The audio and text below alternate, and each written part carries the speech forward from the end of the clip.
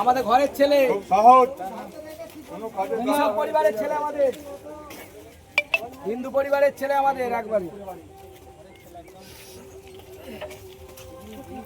বেরোই ঠাকুরের পুজো দিই। তা আমরাও তো সনাতন ধর্ম, হিন্দু মুসলিম ওরাই একমাত্র পারে দিয়ে আর ভোট দু একটা দিতে চাই, এতে মানুষ কিন্তু তাকে সাড়া দেবে না।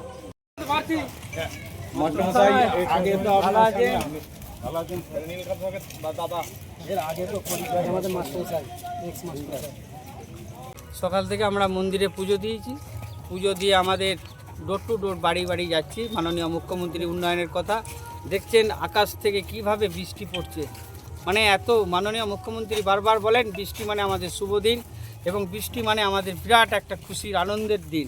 সেইটা আমরা আজকে সেই বৃষ্টিকে কোনো না পাত্তা দিয়ে আমরা সমস্ত আমাদের দলের কর্মীবৃন্দদের নিয়ে আমরা আজকে বাড়িতে ডোর টু ডোর যাচ্ছি। প্রচণ্ড সাড়া, যে মানুষ ঘর থেকে বেরিয়ে আসছে। লক্ষ্মী ভাণ্ডার যেভাবে মাননীয় মুখ্যমন্ত্রী যা পাচ্ছিল তা থেকে বেড়েছে 500 টাকা, আর এইদিকে 700 টাকা আপনারা জানেন অলরেডি।